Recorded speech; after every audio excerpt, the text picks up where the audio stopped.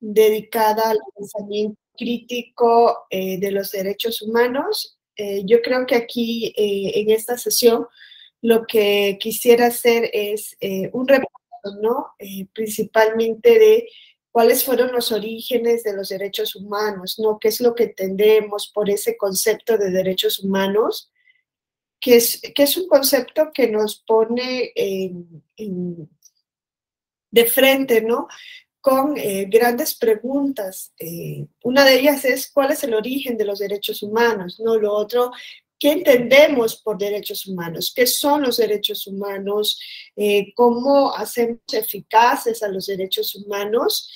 Y principalmente creo que uno de los cuestionamientos más fuertes que se hacen al concepto de derechos humanos en su concepción occidental, porque pues una de las cuestiones que no vamos a poder obviar es que los derechos humanos, tal y como los conocemos, ¿no? El concepto que podamos manejar de derechos humanos, tal y como se conocen en la actualidad, pues tienen un origen plenamente occidental, ¿no? Los derechos humanos vienen de esta ideología, de este pensamiento occidentalista. Esto es lo que se ha ido transmitiendo, ¿no? Y nos vamos a retrotraer desde hace muchísimo tiempo, ¿no? Desde incluso la primera formación de derechos de la cual se habla, que es del siglo XIII, pueden haber antecedentes mucho antes que esto, pero claro, tienen un corte occidental y por tanto, al tener un corte occidental surgen muchas preguntas y entre ellas es pues la pregunta de si son realmente universales los derechos humanos.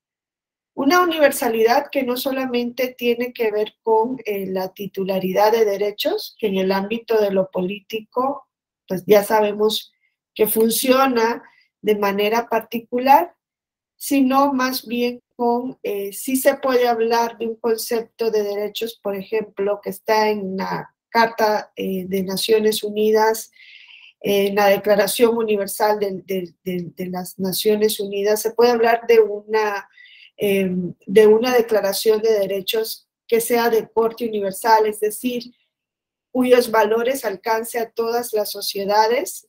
Entonces, creo que son algunas preguntas que nos confrontan, ¿no? Con lo que conocemos como derechos humanos, pero para entender un poco, o para intentar un poco, ¿no? Encontrar algunas respuestas, pues hay que hacer un repaso de cómo surgen los derechos que conocemos hoy día, ¿no? ¿De dónde vienen los derechos?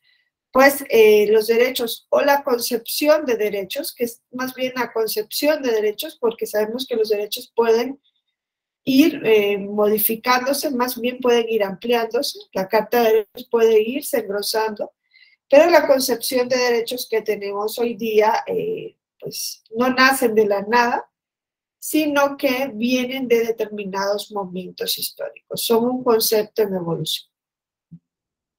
Si nosotros nos fijamos, la historia de los derechos o la historia de las declaraciones de los derechos está íntimamente ligada con la historia del constitucionalismo. Ambas corrientes vienen de la mano.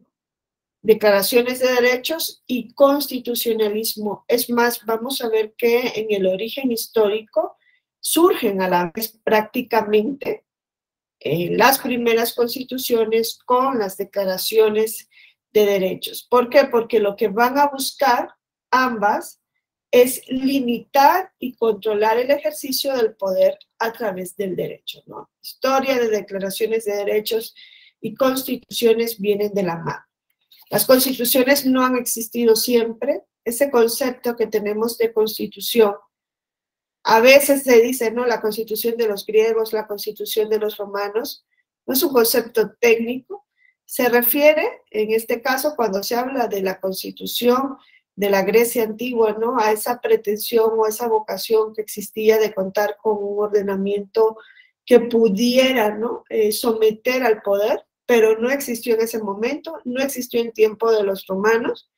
Las constituciones existen, si tenemos que marcar un momento histórico, a partir de finales del siglo XVIII. Ahí es cuando se comienza a hablar de constitución contemporánea tal y como lo conocemos, ¿no? De esa norma que está por encima de la ley parlamentaria, que es prácticamente así como surge la Constitución, y que contiene separación de poderes y reconocimiento y garantía de los derechos, ¿no? Es por eso que el constitucionalismo no se puede entender si no entendemos lo que son las declaraciones de los derechos. Y vamos a ver que las primeras declaraciones de derechos, tal y como lo conocemos a día de hoy, pues surgen también, ¿no? Casi a la par durante la Edad Moderna, ¿no? Las constituciones marcan el paso, entre otras cosas, marcan el paso de la Edad Moderna a la Edad Contemporánea, que es la edad en la que estamos, ¿no? Y las declaraciones de derecho comienzan a surgir principalmente dentro de la Edad Moderna, con Inglaterra y con toda la historia inglesa de lucha frente al poder absolutista del monarca. Y luego vamos a ver, ¿no?, cómo se plasman, pues ya de manera más evidente con la Revolución Francesa, que lo primero que se da es una declaración de derechos, y luego con la revolución de la independencia de las colonias que forman los Estados Unidos de América, que la fueron haciendo también a base de declaraciones de derecho, con el objetivo de proteger al individuo frente al poder despótico del Estado, ¿no? Entonces, ahí se comienza a fraguar esa unión entre declaraciones de derechos y constitución. Nosotros no podemos entender o no deberíamos intentar entender a las constituciones, al Estado constitucional, sin entender lo que son los derechos y sin entender lo que está detrás de las declaraciones de derechos, ¿no? Se habló en algún momento, antes de que se diera todo este boom de declaraciones de derechos, de un Estado legal de derecho. Claro, era un Estado en el cual el poder se sometiese a la ley, incluso después de estas revoluciones, ¿no?, francesa, estadounidense, y podemos decir que hasta mediados del siglo pasado se hablaba de estados legales de derecho, ¿no?, de estados de derecho, con constituciones, con declaraciones de derechos, pero en el cual éramos absolutamente, o en el cual era absolutamente irrelevante el contenido de ese derecho. Se decía, lo importante es que el poder se someta o se intente someter al poder conforme al derecho, con independencia del contenido del mismo. No se tomaba en cuenta el contenido del derecho, la carga moral que tiene el derecho, y esto dio lugar a que llamásemos Estado de Derecho a un régimen como el nazista, ¿no? Como el nazismo, como el nazi, que ya vemos que está en las antípodas de lo que hoy entendemos como un Estado de Derecho. Luego fue cambiando esta concepción y después de la Segunda Guerra Mundial se dijo, no solamente se debe someter el poder al derecho, sino hay que ver a qué tipo de derecho se va a someter, ¿no?, poniendo en el centro ahora a los derechos humanos. Entonces vamos a ver un poco cómo evolucionan los derechos en historia, para ver de dónde venimos, ¿no?, para entender un poco nuestra concepción sobre los derechos humanos.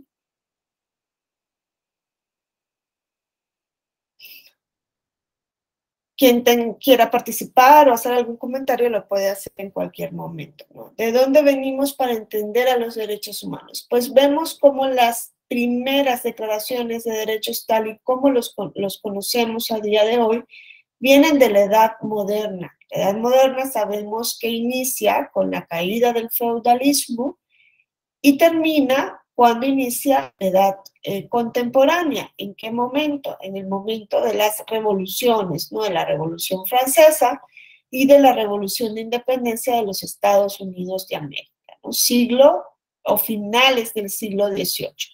Comienza el siglo XVI, XVII, la Edad Moderna, cuando surgen los estados modernos, ¿no? Antes de esto no se podía hablar de estados, no existía este concepto, ¿no?, de un territorio delimitado donde se ejerciera un poder soberano. No existía ese concepto. Existe ese concepto precisamente cuando inicia la Edad Moderna, y vamos a ver que parte, ¿no?, de la construcción de estos estados se debe a las declaraciones de derechos. Vemos que las primeras declaraciones de derechos de las cuales podemos hablar son declaraciones inglesas, ¿no?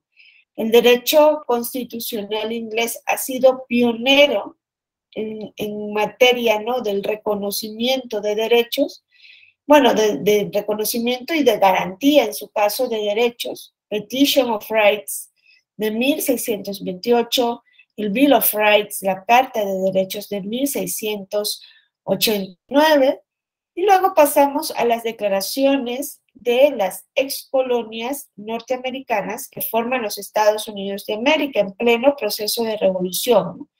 La Declaración de los Derechos del Pueblo de Virginia del 76, la Declaración de Independencia, prácticamente ambas, ¿no?, de la misma fecha. Pasamos a la Constitución de Estados Unidos, pero sabemos que en la Constitución de Estados Unidos, en su primera versión, no tuvo Carta de Derechos, y la tiene hasta 1791 con las 10 primeras enmiendas. Esta es la Carta de Derechos de la Constitución de Estados Unidos, que viene a plasmar, ¿no?, algo que vamos a ver que los franceses establecen desde 1789 en la Declaración de los Derechos del Hombre y del Ciudadano, que es que una sociedad en la que no esté establecida la garantía de los derechos ni determinada la separación de poderes carece de constitución, ¿no? De eso se dan cuenta los estadounidenses en 1789, cuando los franceses dan esta declaración, después de la Revolución Francesa, y se dan cuenta que su constitución, de 2 años antes, pues carecía de uno de los elementos que los franceses revolucionarios decían que determinaban la existencia de una constitución. Tenían separación de poderes en su constitución de 1787, pero no reconocían ni garantizaban derechos. Aun y cuando los norteamericanos ya venían fraguando su revolución conforme a declaraciones de derechos, ¿no? Lo fueron haciendo así, pero cuando se da la Constitución, la primera Constitución escrita de la historia, la más antigua a día de hoy, no ponen Carta de Derechos. Solo se centraron en la separación de poderes. Su Constitución es de 1787, prácticamente 10 años después de la Revolución. Los franceses tienen su revolución en 1789. Los franceses le dicen al mundo, oye, luego de su revolución, si queremos una sociedad en la que esté regida realmente el poder por el derecho, entonces se tienen que garantizar derechos, lo dice la Declaración de los Derechos del Hombre y del Ciudadano, se tienen que garantizar derechos, no solo reconocer, sino garantizar derechos, y además de esto se tiene que separar los poderes en esa Constitución. Ahí es donde los estadounidenses se dan cuenta que a su Constitución le hace falta esa parte de reconocimiento de derechos, y se comienzan a discutir se comienzan a trabajar las primeras 10 enmiendas a la Constitución. ¿Saben que la Constitución de Estados Unidos tiene 7 artículos? 7 artículos. Eso es únicamente lo que tiene la Constitución, con separación de poderes, y que los derechos los vamos a encontrar a partir de las enmiendas o reformas a la Constitución que le añaden, ¿no?, estas cuestiones. Estos 7 artículos primigenios no han sido modificados.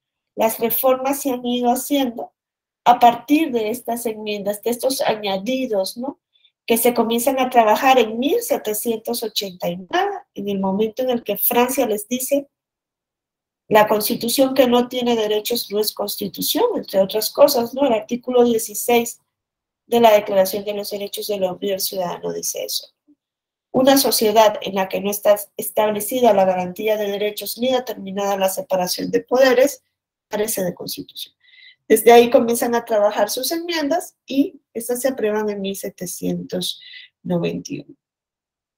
Esto lo que nos dice es que desde este momento, yo creo que aquí podríamos poner, porque cuando se estudian los derechos no se pueden entender sin la Magna Carta Libertatum de Inglaterra, ¿no? La Carta Magna de Inglaterra de 1215. No se pueden entender los derechos sin este origen histórico. Creo que este es el origen esencial, ¿no? De cómo entendemos o cómo hemos venido construyendo nuestra concepción de derechos humanos. Ese es el origen inicial, el siglo XIII es Inglaterra. Todo esta Carta Magna, yo creo que en su momento no se tuvo jamás esa percepción, irradia, ¿no? Todo lo que hemos venido construyendo, no hasta 1789 ni hasta 1791, sino hasta el día de hoy. Esta es la base de la concepción liberal de los derechos, pero hoy día hemos ido evolucionando, ¿no? Estamos en unas concepciones que ya han trascendido de lo liberal, ¿no? Luego surgen los derechos sociales, hoy tenemos los derechos ambientales, los derechos culturales, ¿no? Hay más generaciones de derechos, pero de aquí viene todo. Y lo que viene de aquí es el poner a los derechos y a las libertades como el fin de la organización política. Creo que eso es lo que se quiso desde la Carta Magna de 1215 y que se fue retomando en las posteriores declaraciones liberales de derechos, ¿no? Incluso la Ilustración nos habla de esto, ¿no? Poner a los derechos, poner a las libertades en el centro y como fin de la organización política. Eso significa como fin del Estado, estableciendo la importancia de que el poder se encuentre dividido. Eso nosotros lo sabemos y lo seguimos manteniendo a día de hoy, ¿no? Lo que decían los franceses en 1789. Si queremos una sociedad en la cual existe una constitución, debemos establecer la separación de poderes en esa constitución y además garantizar derechos. O sea, ese es 1789, creo que nos dan una bofetada con guante blanco a día de hoy inclusive. Hoy día nos llenamos la boca diciendo es que la Constitución, es que los estados constitucionales, pero creo que nos conformamos con constituciones nominalistas, no nominales, con un texto que se llame Constitución, y no vamos al fondo de lo que realmente es una Constitución, ¿no? Y que viene de toda esa construcción. La Constitución está construida principalmente sobre la base de los derechos y sobre la base de para qué queremos derechos, ¿no? Y pues hay muchos estados a día de hoy con constituciones, incluso con constituciones modernas, entre comillas, estados que se llaman estados constitucionales, que se reconocen incluso por la comunidad internacional como estados constitucionales, en los cuales no hay ni separación de poderes, ni mucho menos garantía de derechos. Se pueden plasmar, ¿no? Cartas de derechos que son maravillosas, pero que no están garantizadas. Y los franceses nos dicen desde 1789 que sin separación de poderes y sin garantía de derechos no hay constitución. Eso lo tendríamos que tener tatuado nosotros y arraigado, ¿no? Esa concepción. Lo que pasa es que hemos venido desvirtuando el concepto mismo, tanto de constitución como de derechos. Entonces, los derechos y libertades tienen que estar en el centro y ser el fin de una organización política. Es importante, es relevante que se divida el poder, pero también es relevante que se reconozcan y garanticen los derechos, evitando que una misma autoridad, que es lo que sucedía en este tiempo, principalmente en Europa, ¿no? No llega esto a América. América tiene un resabio de lo que pasaba en Europa, de estos tiempos, ¿no? En la Europa moderna, de la época moderna, pero no tiene una monarquía. Pero era prácticamente lo que pasaba, ¿no? Una misma autoridad hacía y aplicaba la ley. No había separación de poderes y no había reconocimiento y garantía de derechos. Pero se venían dando declaraciones de derechos o se venían intentando establecer derechos por parte de la autoridad, algo que es un error. Eso cambia también, esa percepción cambia y luego se reconoce que las autoridades, el Estado, ¿no?, como lo querramos llamar, no establece derechos, sino que el Estado reconoce derechos. Todo esto también viene de la Ilustración y del justnaturalismo racionalista. Eso entonces es la base de lo que nosotros vamos a estudiar. Mi fin es entender, ¿no?, cuál es el origen de los derechos que hoy conocemos como derechos humanos. Pues esta es la base de estos derechos. Esos derechos surgen con una finalidad específica que no debemos perder de vista, que es limitar el poder a través del derecho, ¿no? Eso es lo que se pretende, poner en el centro, no en sí a la persona como lo tenemos hoy. Se decía al hombre en ese momento tiene un alto contenido antropocentrista, ¿no? Ponen en el centro al hombre principalmente a partir del justnaturalismo y de la Ilustración. Esa es la finalidad, es poner en el centro al individuo, al hombre, para de esta manera limitar el ejercicio de un poder que en ese momento era un poder despótico, destinado a ser un poder absoluto. Y es por eso que se van dando las declaraciones de derechos. Es que estas que vamos a estudiar, estas declaraciones, lo que le dicen al poder es: nosotros tenemos un ámbito de libertad en el cual tú no puedes entrar.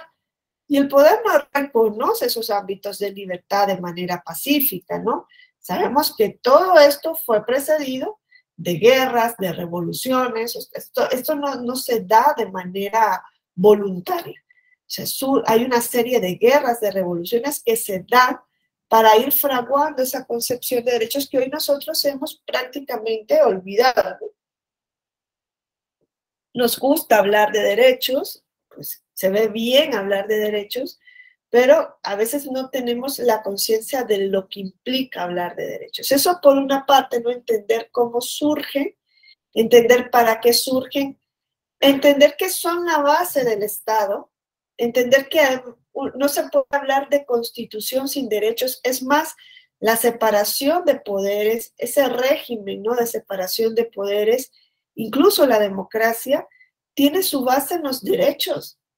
Si nosotros nos vamos a las concepciones filosóficas, ¿no?, que construyeron o que sirvieron de base a la teoría de la separación de poderes, tanto de John Locke cuanto de Montesquieu, que son los dos autores que construyen esta teoría de separación de poderes, principalmente Montesquieu nos deja claro, ¿no?, de que el poder se separa para garantizar la libertad de la ciudadanía.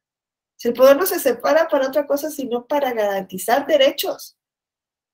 Y hoy día hablamos técnicamente de separación de poderes, pero no nos damos cuenta de lo que está en la base de esto, ¿no? Que no solo es un concepto, que es una de las piezas fundamentales de la Constitución. No entendemos lo que es separación de poderes, no entendemos lo que son las constituciones.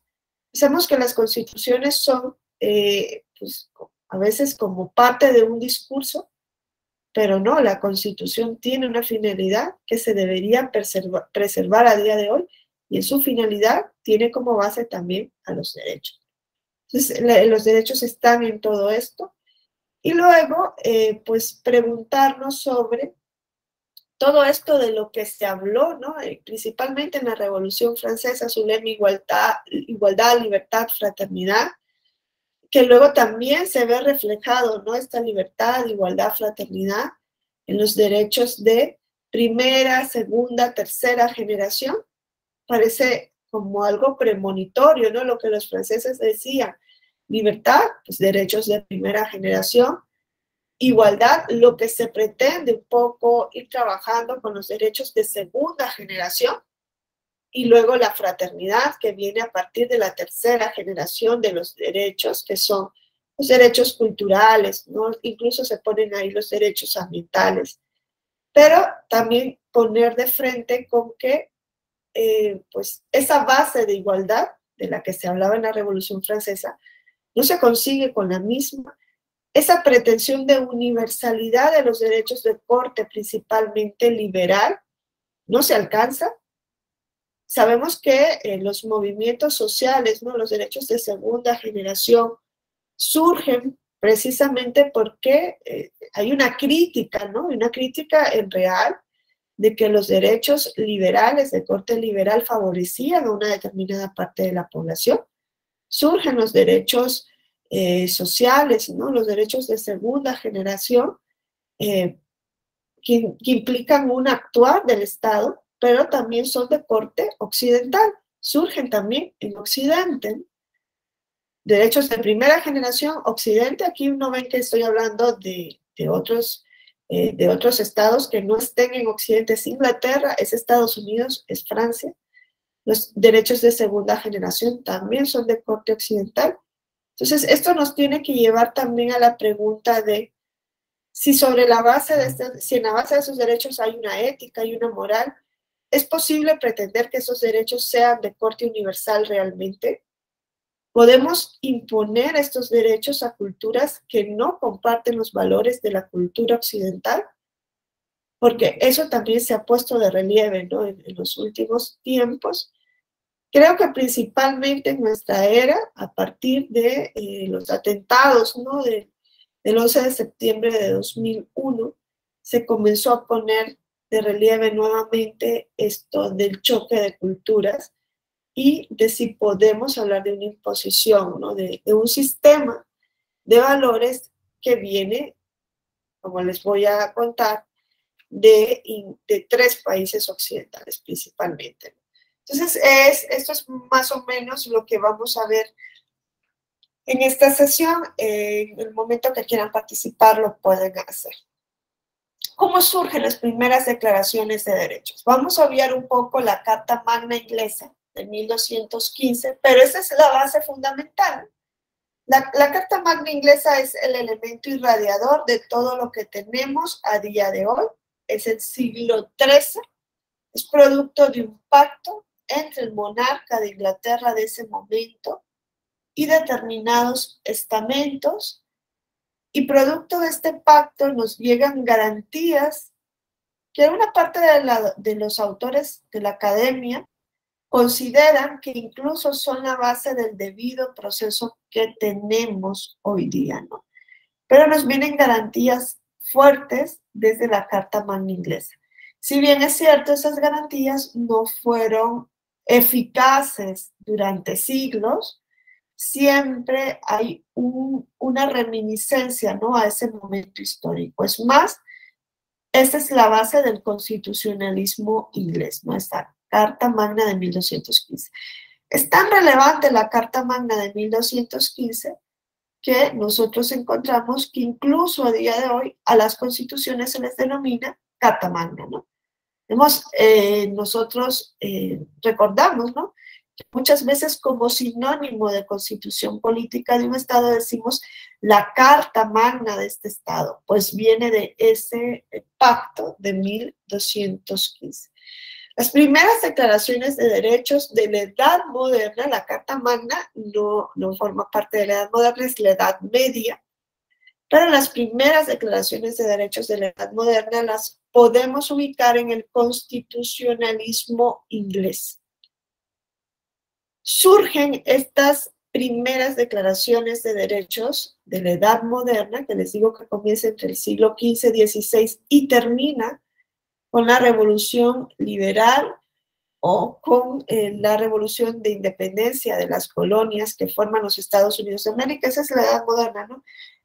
Muchos dicen, ¿cuándo empieza la Edad Moderna? Pues cuando cae Babilonia, Constantinopla, perdón, cuando se descubre América, finales del siglo XV, muchas veces se pone ahí el punto, hasta las revoluciones liberales, 1492 hasta 1789. Ese es el periodo que abarca la Edad Moderna.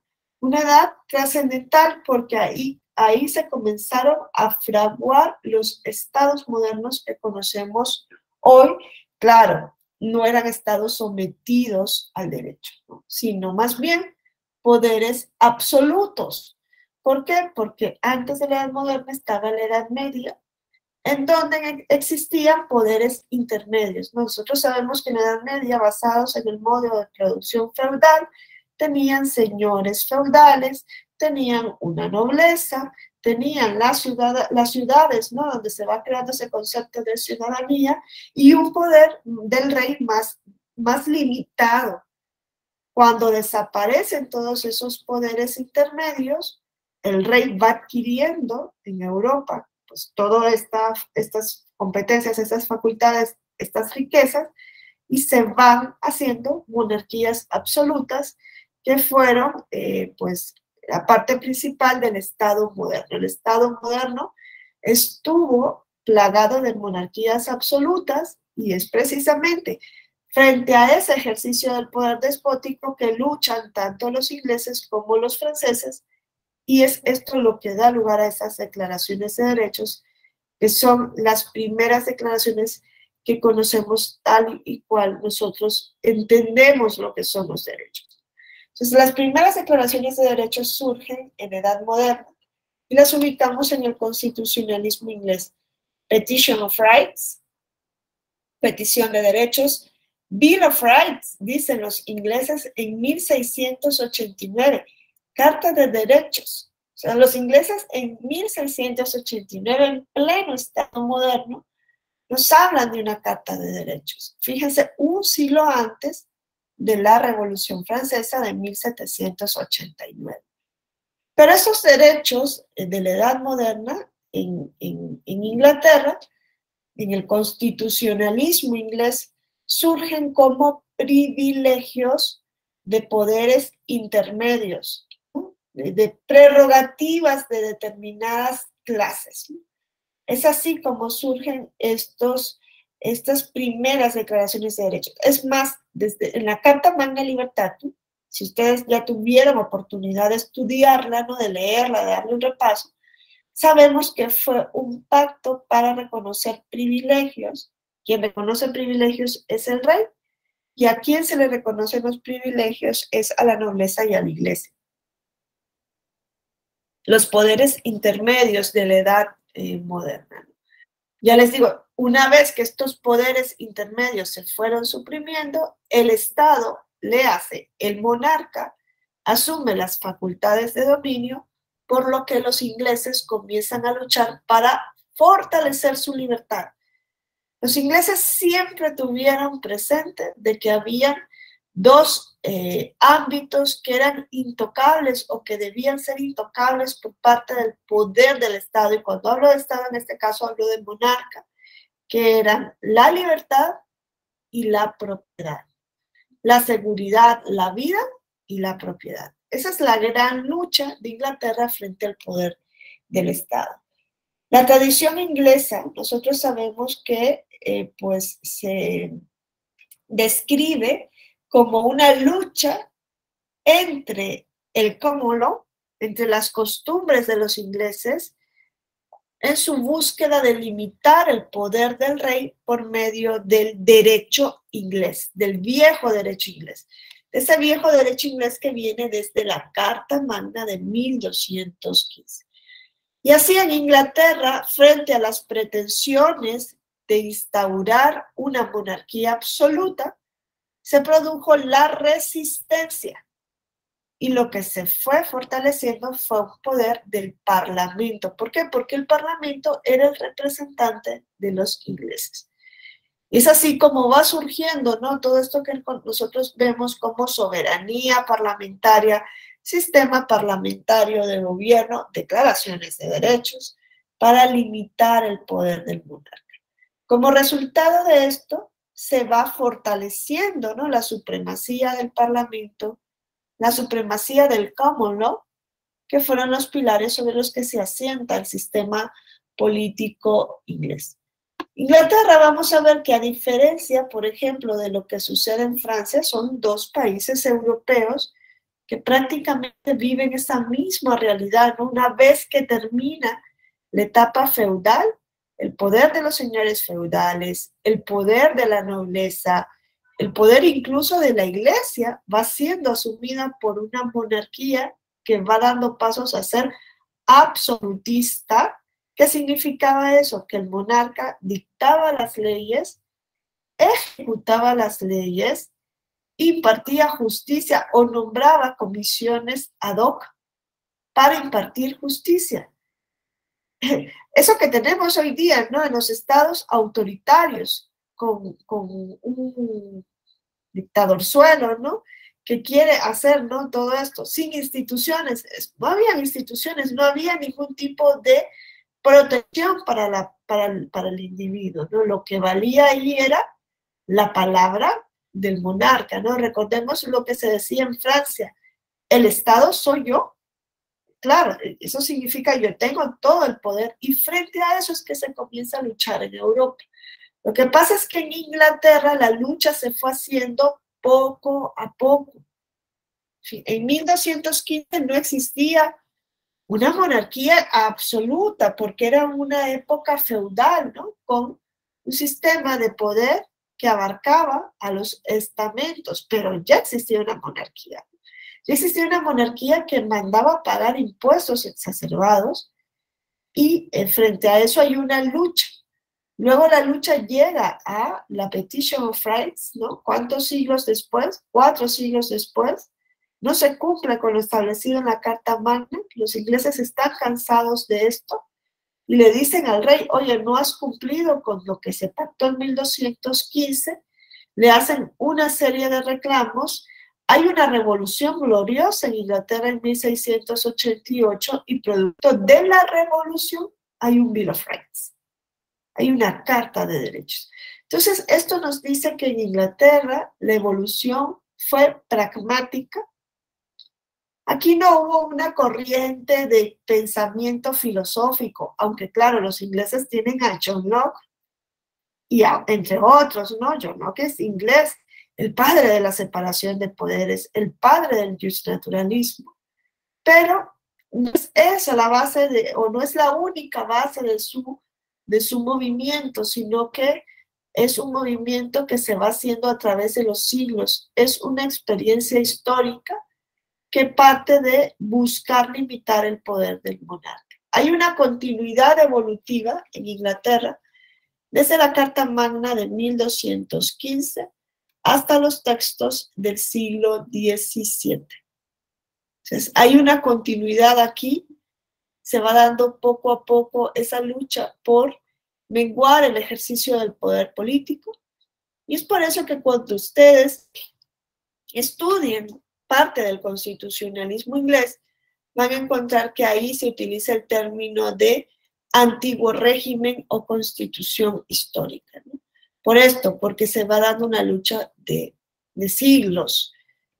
¿Ustedes alguna vez han escuchado esto de que en Inglaterra no hay constitución? ¿Alguien sabe por qué se establece? Inglaterra no tiene constitución. ¿Alguna vez han escuchado esto?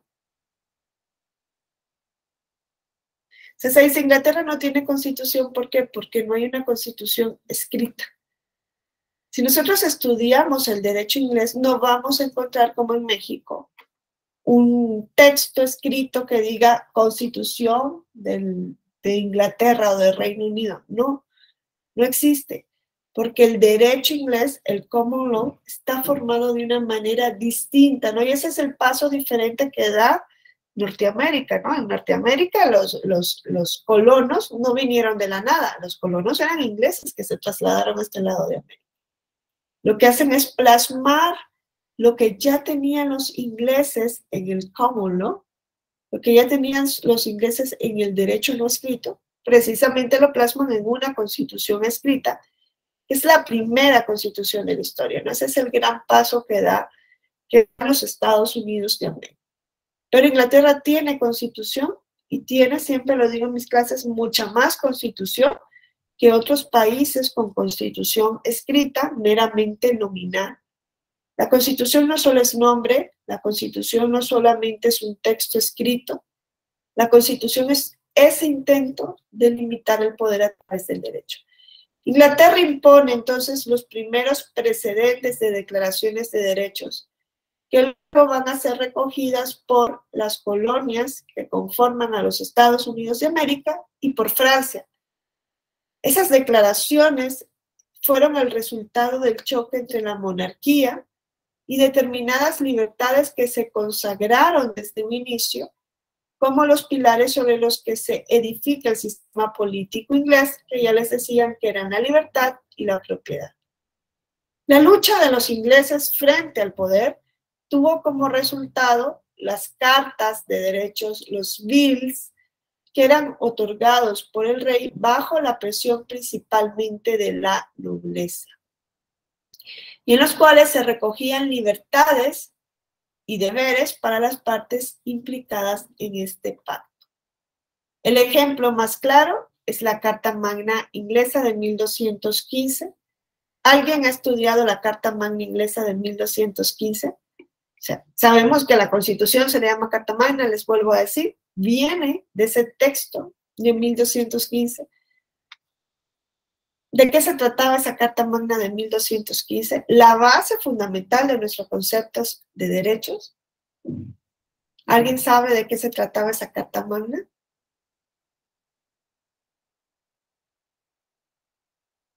Quizás como el ejemplo principal de lo que hizo Inglaterra para luchar frente a un poder despótico, ¿no? Es lo que estamos haciendo en 2021. Todavía a día de hoy, 2021, 2023, seguimos luchando, en el siglo XXI quería decir, contra el ejercicio de un poder despótico, ¿no? Julio, sí. Doctor, buenos días. Hola. Corríjame usted, ¿es la carta de Juan Sin Tierra? Exacto, la carta de Juan Sin Tierra. Donde me parece que había mucha persecución, no tenían ese derecho de propiedad y eran privados de su libertad a libre arbitrio del poder del rey. Entonces lo que hacen es una solicitud de derechos donde se les conceda tener propiedad y se les conceda al menos tener un juicio para ser privados de su libertad e incluso de la vida. Más o menos creo que sobre eso va. Exacto, Julio, sobre eso va, ¿no? Y hoy día nos parece, pues algo irrelevante, ¿no? Es que es la base fundamental de todo lo que hemos ido construyendo hasta el momento, ¿no? Fíjense, esta Carta Magna, como lo dice perfectamente Julio, tuvo su origen en un pacto, ¿no? Entre Juan Sin Tierra, el rey inglés de ese momento, con la nobleza y la iglesia. ¿Por qué? Porque lo que hacía la corona inglesa era mandar a pagarles impuestos exagerados a los que tenían en ese momento el dinero, ¿no? ¿Para qué? Para financiar las guerras entre Inglaterra y Francia. Entonces, en un momento viene la corona. Las coronas europeas no tenían dinero porque no existía el concepto de Estado moderno y no existía el concepto de hacienda del Estado, ¿no? De la hacienda pública del Estado. Entonces tenían que buscar cómo patrocinarse ellas mismas todas estas luchas en las que estaban enfrascadas, ¿no? Entonces, en ese momento vienen y les piden pagar más impuestos, sabe la nobleza y la iglesia que les van a imponer esos impuestos y le dicen, a ver, no te vamos a pagar más impuestos, te vamos a hacer un préstamo para patrocinar una de las guerras con Francia, pero nos vas a hacer una serie de reconocimientos. El principal de la Carta Magna es este artículo 39, en donde el rey se obliga a reconocer que ningún hombre libre puede ser detenido, encarcelado, privado de sus derechos, de sus bienes. Como dice Julio, se protege la propiedad, se protege la vida, se protege la libertad, no puede ser privado de sus bienes, no puede ser desterrado, no puede usarse la fuerza contra él, porque muchas veces si no pagaba esos impuestos o no le daban los préstamos al monarca, les privaban de libertad o le quitaban la vida o los desterraban, ¿no? Y aquí se dice, sino en virtud de sentencia judicial de sus pares y con arreglo a la ley del reino. Esas son dos cuestiones fundamentales hasta el día de hoy, ¿no? Aquí lo que se dice es, el rey rey, tú no nos puedes seguir quitando nuestra vida, quitando nuestra libertad, quitando nuestra propiedad, si no es por un juicio de nuestros pares. ¿Qué se prohíbe aquí? Los juzgados o los tribunales designados por el propio rey, ¿no? Ahora se habla del juez legal predeterminado por la ley, pues viene de esto, de la judicium parium suorum, de lo que nosotros vemos como juicio por jurados. Ahorita está el juicio de García Luna, ¿no? Vemos cómo el juicio es por jurados. Eso viene de ahí, juicio de pares, es lo que le piden al monarca en este momento. Ya no nos vas a juzgar tú ni tus comisiones de excepción, nos van a juzgar nuestros pares, judicium parium suorum. Prohibía ser juzgados por tribunales designados por el propio rey, y ahí es en donde una parte de la doctrina dice, se comienza a edificar el derecho en proceso con las debidas garantías. 1215, ¿eh? Y luego le dicen, la otra garantía es que vamos a ser juzgados únicamente conforme a la ley de la tierra. ¿Y esto qué significa? El conjunto de costumbres locales que conforman el common law o derecho común de Inglaterra. Es una garantía de legalidad lo que le piden ahí al monarca, para que toda privación tenga una causa jurídica en el derecho consuetudinario. Son las dos grandes garantías de la Carta Magna consagradas, ¿no? Judicium parium suorum y lex terrae, y son garantías que nos vienen a día de hoy. El rey Juan Sin Tierra, en los albores del siglo XIII, no cumple con estas garantías, no le da cumplimiento a quienes pactaron con él. Saben que esto llevó a que la nobleza y la iglesia inglesa, el alto clero, pactaran con Francia para deponer a Juan Sin Tierra. Los ingleses que habían pactado con Juan Sin Tierra en su guerra contra Francia dicen, este rey no nos cumple, pues vamos ahora a pactar con Francia para deponer a ese rey traidor. Lo depusieron. Y el hijo de Juan Sin Tierra es quien luego firma nuevamente la Carta Magna, pero tampoco la llega a cumplir en el fondo, ¿no? Es por eso que llegamos a 1628, Petition of Rights, ¿no? No se cumple con esta Carta de Derechos Estamentales. Quizás es algo fuerte, ¿no? Hablar de derechos en el siglo XIII. Eran más libertades, prerrogativas, privilegios, porque es la iglesia y la nobleza la que les está pidiendo esos privilegios para ellos, no para todos los habitantes en ese momento de Inglaterra. Es un sistema feudal, ¿no? Había privilegios otorgados a los estamentos, no por su condición de persona, ¿no? Como lo tenemos hoy día, el concepto de derechos, sino por su pertenencia misma a un determinado estamento. Entonces, es por eso que hay que esperar en Inglaterra hasta 1628, cuando se seculariza el derecho, se produce una transformación de las libertades estamentales en derechos individuales. Entonces, en Inglaterra, en 1628, lo que se le dice al monarca es, desde 1215 se firmó, ¿no? Dentro del Common, ¿no? El derecho común, ese pacto con el rey no se ha cumplido hasta el día de hoy. Si ustedes leen la Petition of Right, comienza con una serie de cuestionamientos al monarca. Aquí es el parlamento, aquí ya no son clases estamentarias porque no existe ya el feudalismo. El que está diciéndole al monarca, oye, el parlamento, ¿no? Al que está fortaleciendo ese parlamento le dice, no nos han cumplido con lo pactado desde 1215, nos siguen cobrando impuestos exacerbados, nos siguen pidiendo préstamos, imponiendo el pago de préstamos sin que estén establecidos por ley parlamentaria. Ojo, en Inglaterra, y esto lo pasa a nuestro derecho, desde 1297 era necesario aprobar los impuestos por el Parlamento, o sea, era necesaria la participación del Parlamento para crear nuevos tributos. Entonces le dicen al monarca, no se nos está cumpliendo la ley de la tierra, ¿qué es esto? Tiene que haber una causa legal para que se dé una privación de nuestra libertad o de nuestros bienes.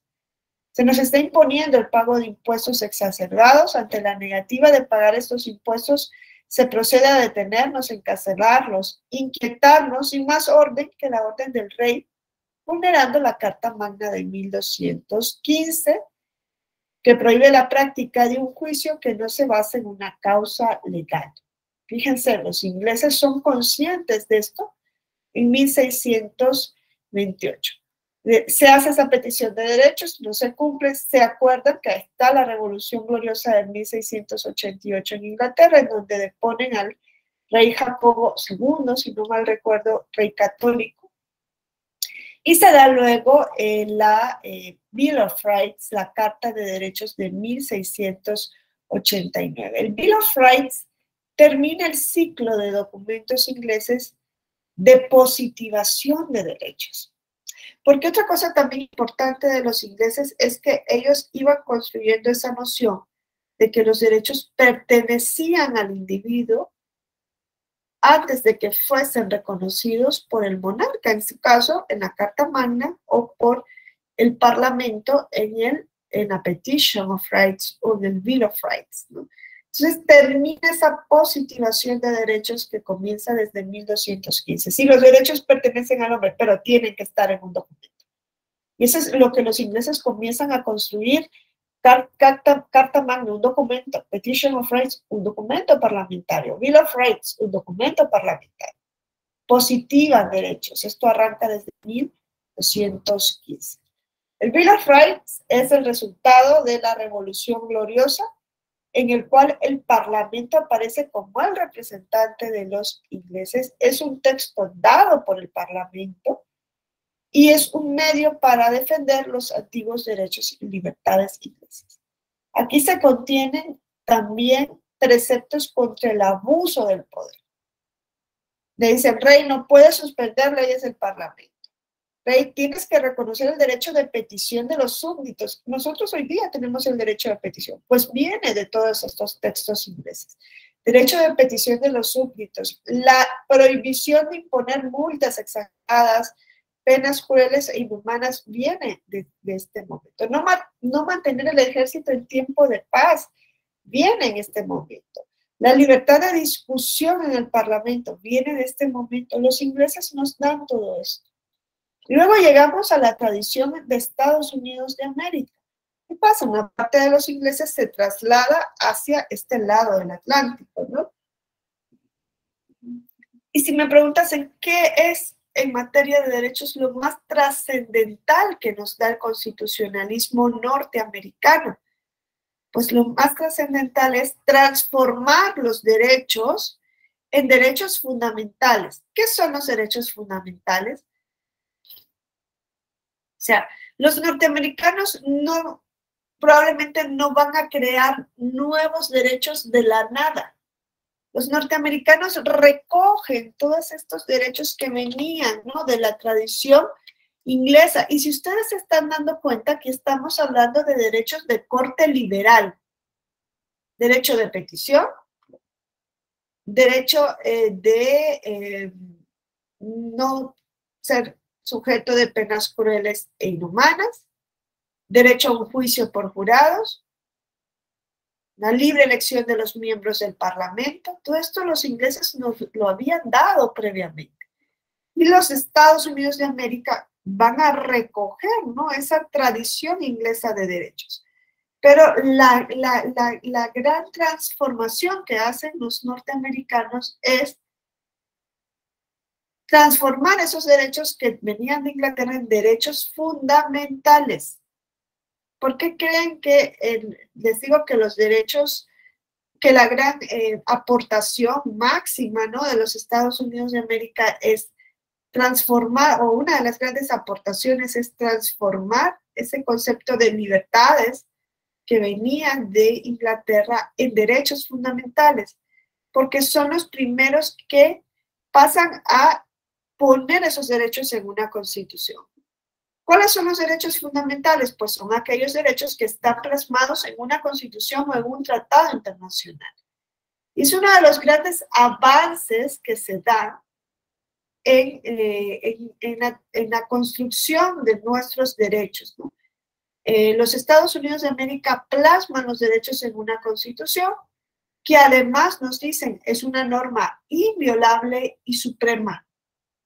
Los derechos pasaron de un reconocimiento legal, porque en la Petition of Rights, en el Bill of Rights, era una ley parlamentaria, a un reconocimiento constitucional.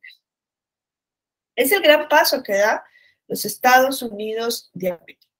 Ahora, los Estados Unidos de América dieron este gran cambio, o los ingleses que estaban de este lado del Atlántico, dieron este gran cambio. ¿Por qué? Porque también estaban en ese proceso de ser sometidos al pago de impuestos exacerbados.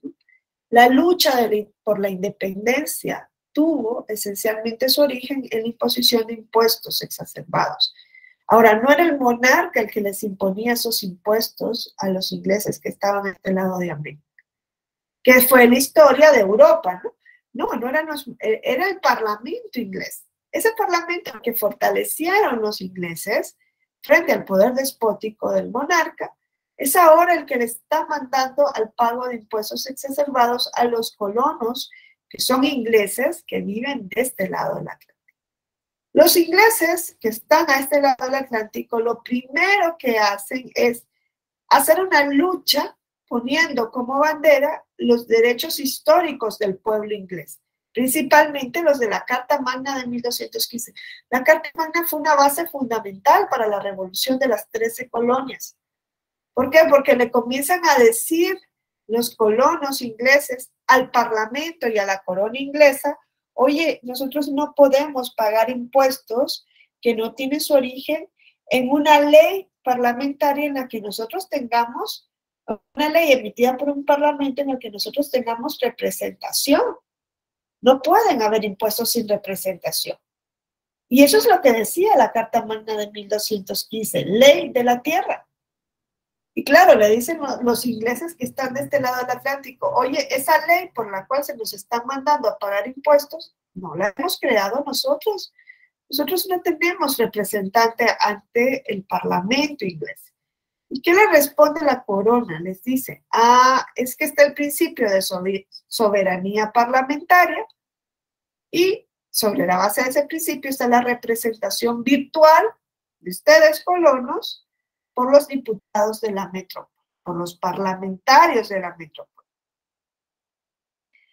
Lo primero que hicieron los colonos ingleses fue iniciar su lucha frente al ejercicio del poder despótico, alegando pues el viejo derecho inglés, alegando la lex terrae, alegando la judicium parensorum, el juicio por jurados, el juicio por pares. Pero pronto se dieron cuenta que tenían que abandonar la defensa de sus libertades de conformidad con el derecho inglés. ¿Y qué hacen? Recurrieron a la justificación ius naturalista. Y es ahí donde Francia y Norteamérica se unen, ¿no? Porque Francia hace su revolución sobre la base de la Ilustración y del ius naturalismo. Y Estados Unidos también hace la lucha con base al ius naturalismo. ¿Qué es el ius naturalismo? El ius naturalismo es aquella corriente, ¿no?, del pensamiento filosófico y político que nos dice que los derechos, las libertades, le pertenecen al hombre por ser hombre. Le pertenecen directamente, están en su naturaleza y por tanto no existe derecho, no existen los derechos a partir de su plasmación en una ley, sino que lo que hace la ley es reconocer antes que ya está previamente en la naturaleza de la persona. Entonces, la visión naturalista está cargada de una visión antropocéntrica que se fundaba en valores como la igualdad, la libertad, ¿no? Esto que los franceses ponen como bandera de su revolución. Es así como se da toda la construcción, entonces, de la Revolución Norteamericana. Es así como se da el paso en Norteamérica de plasmar lo que ya tenían los ingleses en una constitución escrita. ¿Por qué creen que los colonos ingleses que forman los Estados Unidos de América crean una constitución? Porque eso no existía previamente, una constitución escrita. Porque yo les digo, los ingleses ya traían, ¿no?, esa idea de constitución. Es más, Inglaterra tiene constitución, pero no es norma escrita, sino basta ver que desde 1215 ya decían, hay que limitar el poder a través del derecho. Claro, en ese momento era a través de libertades, prerrogativas, privilegios, porque no existía, ¿no?, el concepto actual de derechos que conocemos hoy. No existía, ¿no?, ese concepto ni de derechos subjetivos, ni de derechos individuales, ni de derechos colectivos, ni mucho menos. No eran privilegios y libertades para limitar el ejercicio del monarca. Pues en Estados Unidos de América se da el paso, ¿no?, de transformar esto que ellos ya conocían, porque eran ingleses, en una constitución escrita. ¿Por qué? Porque su lucha es principalmente frente al Parlamento. Los ingleses que están en Norteamérica ven como despótico al Parlamento inglés. Es el Parlamento el que les está mandando a pagar impuestos exacerbados. Y en este sentido es que dicen, ok, al que tenemos que contener no es al monarca, es al Parlamento, ese que en Inglaterra tanto venera. Pues hay que poner una norma por encima de la ley del Parlamento. Y es ahí donde surge la primera constitución escrita. Es más, si ustedes van a leer la Constitución de los Estados Unidos de América, van a encontrar que esta empieza diciendo: nosotros, el pueblo de los Estados Unidos de América, estatuimos y sancionamos esta Constitución. Es el pueblo de los Estados Unidos que le dice al Parlamento: ustedes muy representantes, hay que crear leyes, sí, perfecto, todo esto, pero nosotros les vamos a poner por encima de su actuación una norma suprema. Y la Constitución de los Estados Unidos de América, desde 1787, establece ella misma que es la norma suprema de la nación. Ese es el gran ciclo que se tiene, ¿no?, en la construcción de ese derecho. Ahora, lo que pasa es lo que les digo. Aun y cuando los Estados Unidos de América, bueno, los que van a formar los Estados Unidos de América, los colonos, vienen dando una revolución sobre la base de derechos, porque claro, se da sobre la base de derechos. Si ustedes leen la Declaración de los Derechos del Buen Pueblo de Virginia, es una declaración de derechos sumamente imbuida en el justnaturalismo. Si ustedes leen el primer artículo de la Declaración de Derechos del Buen Pueblo de Virginia, lo que nos dice es: los hombres poseen derechos inalienables de los cuales no se les puede despojar, como son la vida y la libertad. Tiene como referencia el Bill of Rights de 1689 de los ingleses. Lo que pasa es que la Declaración de los Derechos del Buen Pueblo de Virginia es una auténtica declaración de derechos. No es un documento del Parlamento, pero nos dice: el hombre tiene derechos que son inalienables. ¿Qué significa que un derecho sea inalienable? Pues que le pertenece directamente, que no se le puede despojar, que no puede ser enajenado de sus derechos. Eso es justnaturalismo. Los derechos le pertenecen a la persona en su propia naturaleza, ¿no? Y comienza a señalar una serie de derechos que incluyen el derecho al sufragio como un medio de elegir a los representantes, pero que también incluye derechos procesales, como el derecho a la defensa, el derecho al juicio rápido por jurados, que vienen de la Carta Magna Libertatum. Todo reconoce el Bill of Rights, ¿no?, la libertad de expresión, la libertad religiosa, que fue una base esencial de la Revolución de los Estados Unidos de América. Es un nuevo catálogo de derechos con una influencia del pensamiento liberal.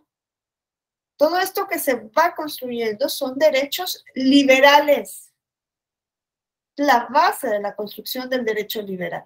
La Declaración de Independencia de los Estados Unidos de América también tiene una influencia, ¿no?, de todo este pensamiento, la necesidad de un gobierno legítimo, la idea de la existencia de derechos inherentes a la condición de hombre, el mismo pacto social. Miren, el pacto social por el que se describe el origen político de la sociedad también tiene su base sobre la concepción de derechos liberales. Sin derechos no habría pacto social. Y eso lo tienen claro también los Estados Unidos de América. Hacen su declaración de independencia sobre la base de derechos. Pero al momento de darse la primera constitución, que es la constitución que tienen a día de hoy, no toman en cuenta los derechos. No lo toman en cuenta. Hubo ahí algún lapsus, ¿no?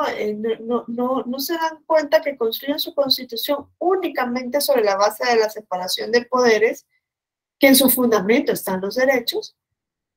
Pero pronto viene la Revolución Francesa de 1789, y en la Revolución Francesa de 1789 se le dice ya a los Estados Unidos de América: oye, una sociedad que no tiene reconocimiento y garantía de derechos, aunque tenga separación de poderes, carece de constitución. Y es ahí donde comienzan a construir sus 10 primeras enmiendas constitucionales. Y luego tenemos la tradición francesa, ¿no? Francia, a diferencia de Inglaterra, no va limitando poco a poco el poder del monarca, no. Francia rompe directamente con el poder de la monarquía absoluta. Francia, a diferencia de Inglaterra, rompe por completo con todo lo que le recordaba al viejo régimen. Es una ruptura ex abrupto. Pero claro, esa ruptura ex abrupto se fue dando también sobre la base del pensamiento del justnaturalismo, de la ilustración. Es el empoderamiento que se le comienza a dar a la población francesa. Como consecuencia de la Revolución Francesa, no hubo inmediatamente una constitución. En Estados Unidos sí, se da la revolución y se da una constitución. En cambio, en Francia lo que se privilegia fue la Declaración de Derechos. ¿Qué acompaña la Revolución Francesa de 1789? Pues acompaña esto, ¿no? La Declaración de los Derechos del Hombre y del Ciudadano. No sé si lo de Francia fue peor que lo de Estados Unidos de América. Estados Unidos de América conquista la libertad respecto de la metrópoli. En cambio, Francia intenta echar para abajo un sistema político, el absolutismo, de un solo tajo, ¿no? Eso es lo que hace Francia. Está ahorita en Netflix la película de María Antonieta, que refleja, ¿no? Además lo hicieron con un corte bastante fresco, bastante humorístico, pero refleja lo que vivía Francia en 1789, refleja el ejercicio del poder desmedido, ¿no?, de Luis XVI en cuanto a las riquezas del Estado y en cuanto a su decisión de acompañar a los ingleses, a los colonos ingleses en su revolución, todo el gasto que hizo Francia en ese momento, y cómo entonces el pueblo francés se revoluciona, ¿no?, en su contra. El sentido de la Revolución Francesa fue distinto. Tuvo un sentido racional, un sentido ideológico distinto al que existió en la colonia. Si bien es cierto, tanto el modelo francés cuanto el modelo inglés y el estadounidense comparten una visión racionalista, naturalista y humanista de los derechos, ¿no? Es distinto, ¿no?, lo que pasa en Francia que lo que pasa en los Estados Unidos, puesto que aquí se lucha contra viejos obstáculos en la forma de producción del poder, y en cambio en los Estados Unidos los colonos tenían un sentimiento de superioridad frente a la Europa feudal y estamental. En Estados Unidos ya estaba asentada la base para una economía más cerca con las metas burguesas que en cualquier otro país europeo, y en este contexto es que se da su propia revolución. Entonces, todo esto nos habla, ¿no?, de las bases sobre las que se van construyendo esas revoluciones, las constituciones. Les decía, no se puede entender a los derechos o no se puede entender la constitución sin los derechos, y nos dicen cómo el fundamento de estas declaraciones es el justnaturalismo, que pone en el centro a la persona. Incluso les decía, la teoría del contrato social tiene en el centro estas declaraciones del derecho.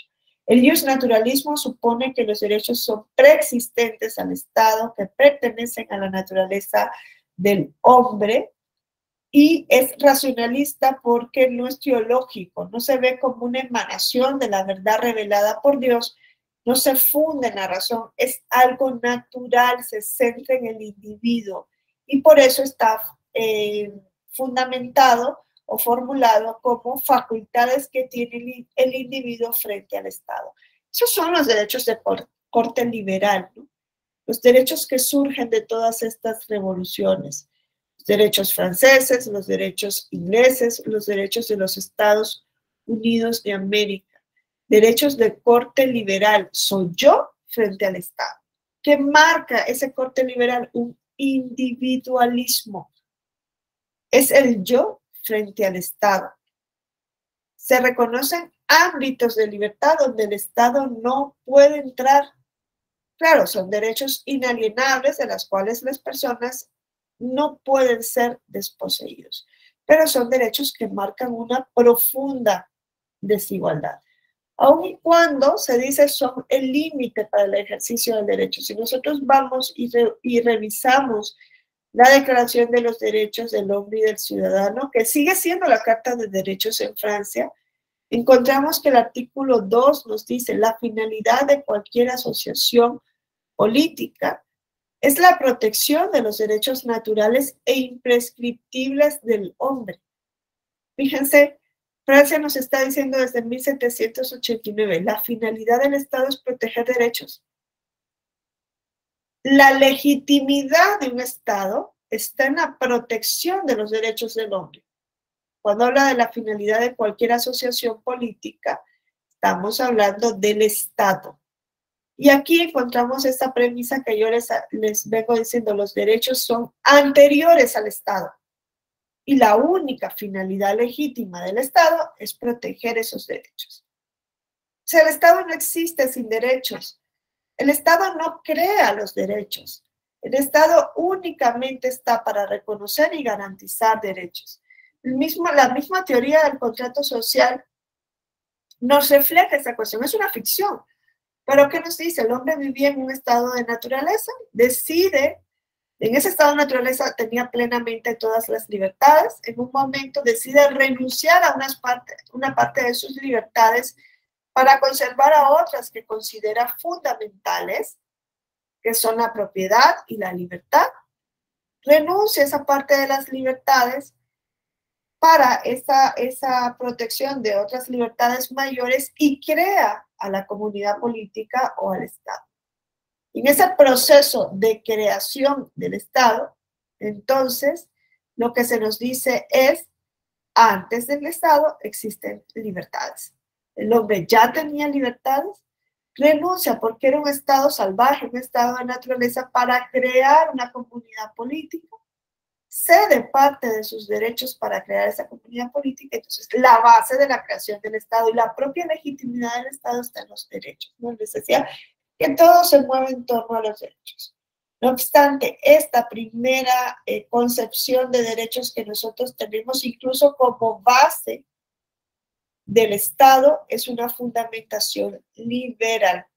Los planteamientos teóricos que se fueron incorporando a las primeras declaraciones de derechos son planteamientos basados en una visión justnaturalista de los derechos. Los derechos le pertenecen a la persona antes de que el Estado los reconozca. Fíjense, en México no existía esa concepción sino hasta 2011, por lo menos no estaba plasmado así en la Constitución. Antes la Constitución decía que los derechos los establecía la Constitución, como si el Estado estableciera derechos, el positivismo, ¿no? En cambio, luego en 2011 da la vuelta al justnaturalismo y lo que nos dice es los derechos reconocidos en esta Constitución. Eso significa que los derechos son anteriores al Estado.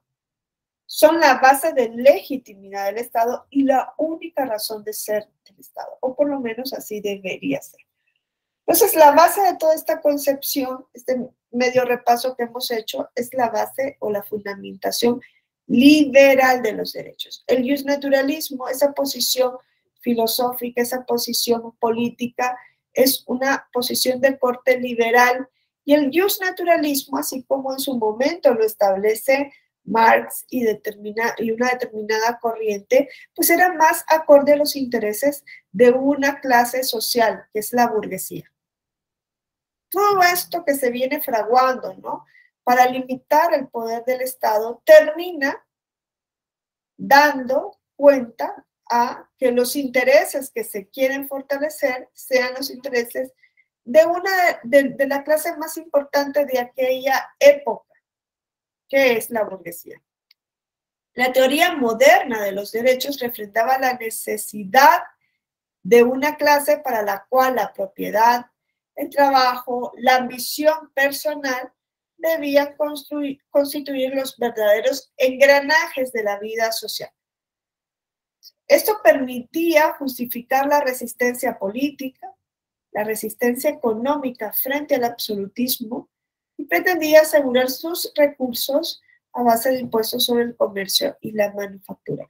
Eso es lo que se ha trabajado, ¿no? Y también por una parte de la corriente de pensamiento, y es que la fundamentación liberal de los derechos humanos parte del hombre como titular de unos derechos esenciales, la vida, la libertad, la propiedad, que son propios del individuo y que a la vez nos dicen que son universales. Yo les digo, hay que discutir si realmente estos derechos son universales, si son compartidos por todos los hombres en aquel momento, y diríamos por todas las personas. Una visión sumamente antropocéntrica de los derechos. Hoy día se ha ido desvirtuando esa visión antropocéntrica. Saben que hay ahora una visión biocéntrica de derechos, se habla de derechos de la naturaleza hoy día, ¿no?, rompiendo un poco con esa forma de ver los derechos humanos que hemos tenido durante siglos.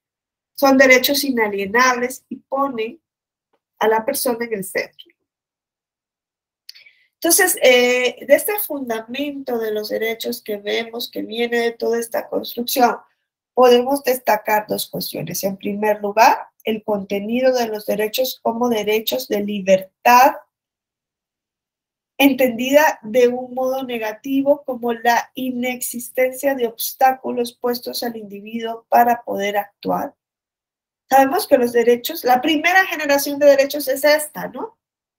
Son los derechos de libertad.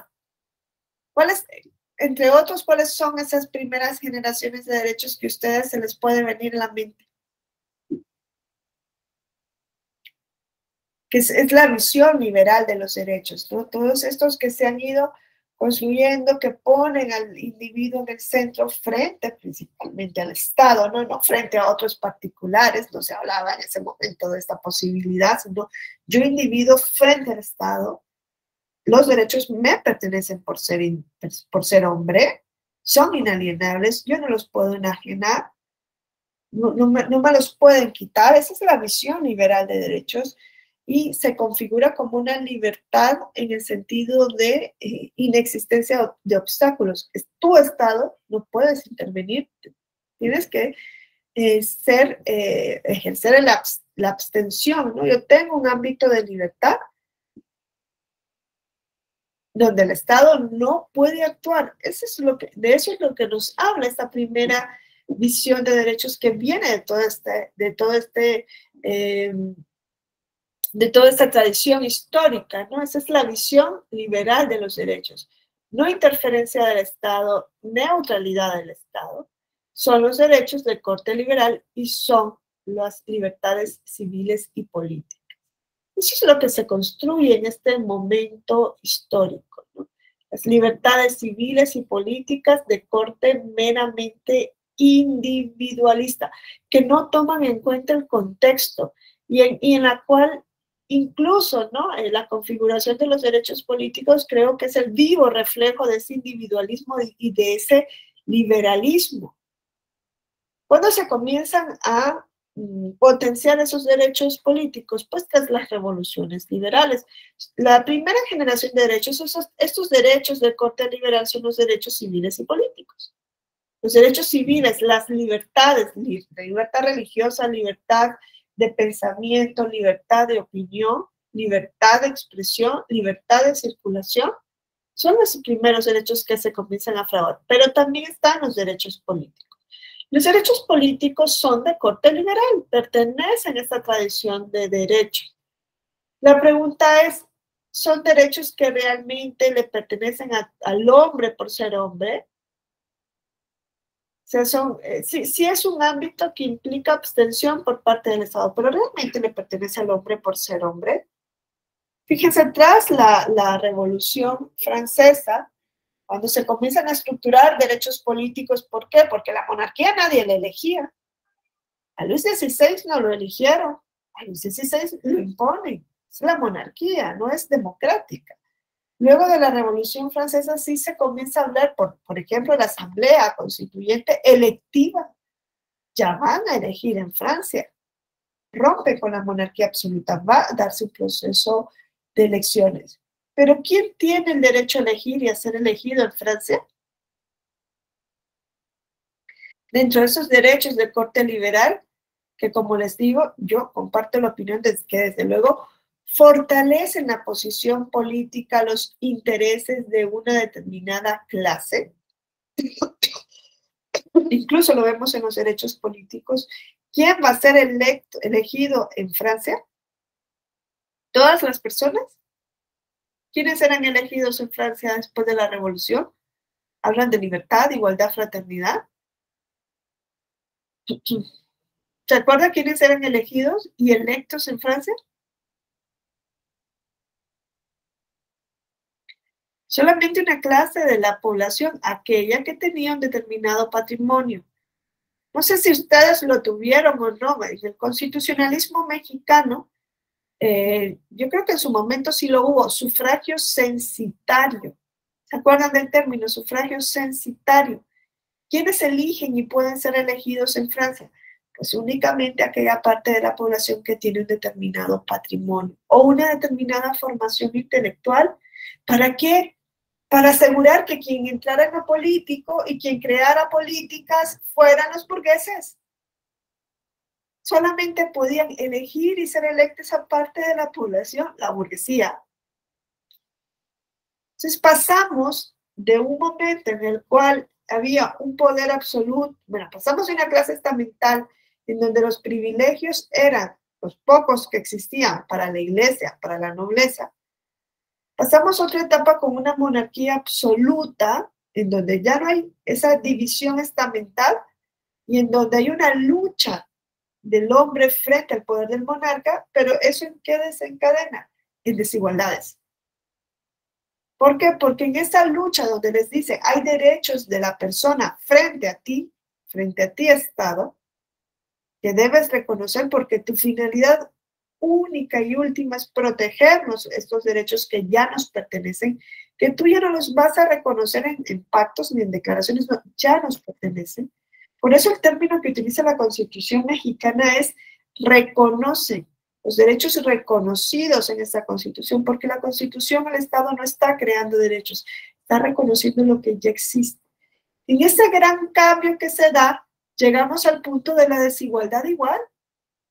¿Por qué? Porque solo unos pocos van a poder participar realmente de los derechos políticos que son la base para el ejercicio del resto de derechos de corte liberal que existían en ese momento. Eso por un lado. Y por el otro, se crean una serie de desigualdades. ¿Por qué? Porque no se toma en cuenta el contexto en el cual se van a aplicar estos derechos. Miren, lo primero, lo relacionado a quiénes son titulares de derechos políticos una vez que se da la Revolución Francesa, fue de la mano durante mucho tiempo con la negativa de que los derechos políticos fuesen realmente derechos humanos. Luego decían, sí, pero es que estos son derechos políticos, no son derechos humanos. Por eso les corresponden a unos pocos. Por eso solo pocos pueden decidir y participar. No, hoy día sabemos que ese no es un argumento y que sí son derechos humanos. Lo que pasa es que siguen siendo, hasta hoy, siglo XXI, derechos de titularidad restringida.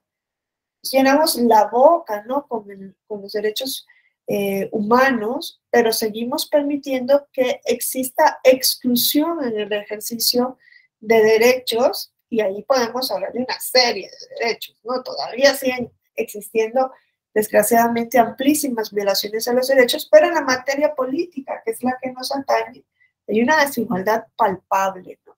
Y en México esa desigualdad era sumamente palpable.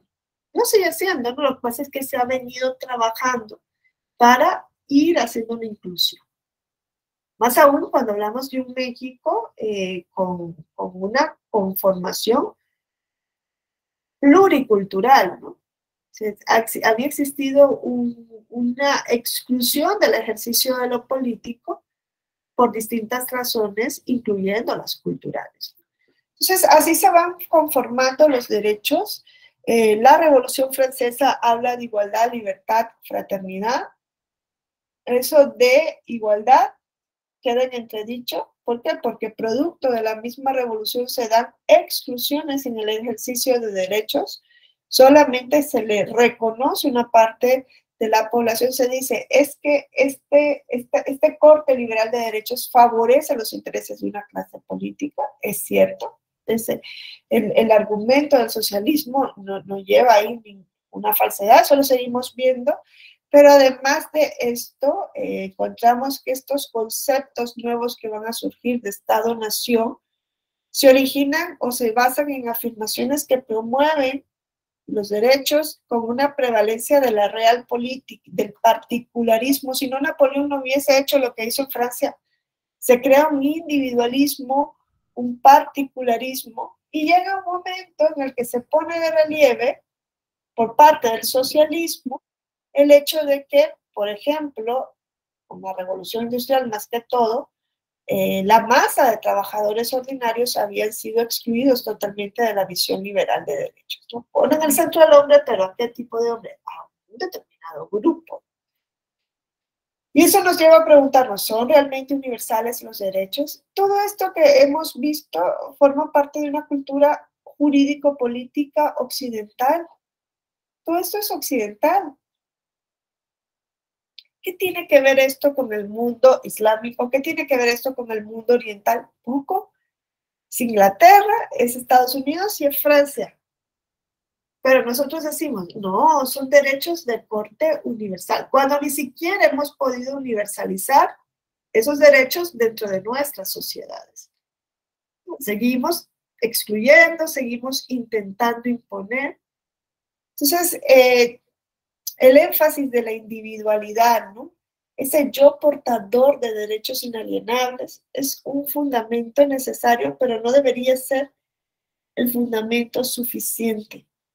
En un momento se dijo, Estado, no te entrometas en los asuntos particulares del individuo, tu posición tiene que ser neutral, pero pronto se dieron los movimientos del socialismo, donde se dieron cuenta, ¿no?, que el grupo de trabajadores quedaban fuera de estos, la masa, ¿no?, quedaba fuera de estos derechos, y se fue dando la segunda generación de derechos, en donde ya se le dice, Estado, no te abstengas, Estado, actúa.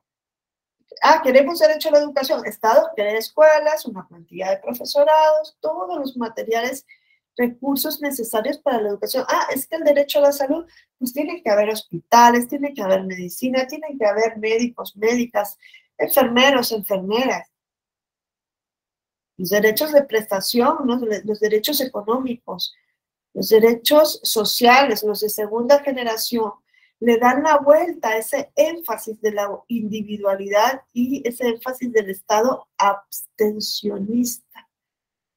Entonces, yo creo que hay que seguirnos cuestionando sobre cómo hemos ido construyendo nuestros derechos. Yo creo que una de las cuestiones más relevantes, y principalmente en materia de derechos políticos, es esa exclusión, esa falta de desigualdad sobre la que surgen estos derechos, esa falta de igualdad sobre los que surgen los derechos de corte liberal. Lo que pasa es que cuando se dan estas revoluciones y cuando se comienza a hablar de igualdad, principalmente en Francia, la igualdad es formal. La igualdad de la que se habla es la misma ley para todos y todas. porque en el tiempo de los estamentos existía una ley para cada estamento. Y nos conformamos con esa igualdad durante muchísimo tiempo. ¿No? No se dieron cuenta porque no veían el contexto en el que se iban a aplicar estos derechos, que se estaba creando una exclusión. No se daban cuenta que veníamos a crear también, de alguna manera, estamentos.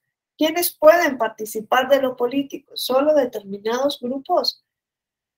¿Por qué? Porque se pusieron una venda y no vieron la realidad en la que se iban a aplicar esos derechos. Y no solo en el ámbito de lo político, en todos los ámbitos, ¿no? Nosotros vemos cómo estos derechos de corte liberal crearon exclusión no solo en Francia, en todo el mundo. Y en los Estados Unidos de América, con la segregación racial, esto fue evidente. Y en el mundo entero fue evidente que, por ejemplo, las mujeres no podían participar no solo de lo político, ni del derecho a la educación, ni de muchísimas libertades.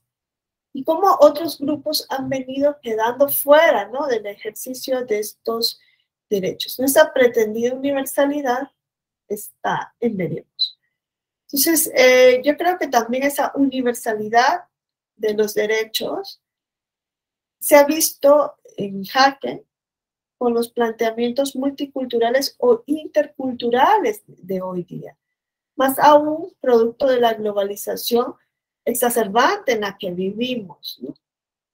¿Realmente podemos hablar de una sola ética universal, de un concepto de valor universal? México yo creo que lo tiene más a mano, ¿no? A veces pensamos, es que el interculturalismo que nos pone a reflexionar sobre la universalidad realmente de los derechos, lo vemos con relación al Islam. Occidente e Islam. No, veámoslo en México. Occidente y cultura indígena. ¿Hasta dónde es realmente que podemos hablar de una universalidad de derechos? Y hasta dónde podemos imponer ese concepto que nosotros hemos venido trabajando, que no es un concepto igualitario, ¿no? Todavía seguimos trabajando porque sea realmente un concepto sobre la base de la igualdad. Y yo ya les dije, después de todo esto que pasó, lo que se creó fue igual desigualdad. Hasta dónde tenemos nosotros, ¿no?, esa autoridad para decir, ese concepto de derechos es el que tiene que estar en todos lados. Y eso en lo político, en electoral, se ha visto también en materia indígena. ¿Hasta dónde se puede imponer? ¿Hasta dónde nosotros le podemos decir, no, sí, es que tenemos en nosotros la verdad y lo que ustedes se tienen que ajustar completamente su cultura a nuestra cultura de derechos, ¿no? ¿Hasta dónde podemos ver con desdén a la cultura oriental? ¿No? Vemos China, Japón y decimos, nosotros estamos mucho, mucho mejor que ellos. O en el mismo Islam, ¿no? Muchas veces decimos, ¿cómo tratan a las mujeres en el Islam? Y no vemos que aquí asesinan más de 10 mujeres al día por ser mujeres. Ha habido una evolución paulatina. Hace 70 años en México la mujer no era ciudadana, con todo lo que implica, ¿eh? Y en Estados Unidos la mujer fue ciudadana plenamente a partir de 1974, porque en 1920 se reconoce el voto de la mujer, pero de la mujer blanca, no de la afrodescendiente, perdón. Entonces, ¿hasta qué punto Occidente puede pensar que realmente no hay o puede haber una pretensión de universalidad de los derechos? Principalmente por esta concepción de la liberal, ¿no?, de derechos que se postula sobre una visión atomista de la sociedad, que implica que los individuos sean esos individuos que se orientan por objetivos individuales, como lo dice Gargarella, que da prioridad a esos objetivos individuales principalmente frente a los requerimientos sociales. En algún momento en la Escuela Judicial hicimos un seminario precisamente bajo esa pregunta, ¿son realmente universales los derechos humanos? Y tuvimos a varios profesores que nos vinieron a hablar del enfoque, ¿no?, de derechos desde el punto de vista oriental, desde el punto de vista del Islam. También tuvimos el enfoque desde el punto de vista de pueblos y comunidades indígenas. de los nuevos derechos que han ido surgiendo, ¿no? Principalmente en el constitucionalismo latinoamericano.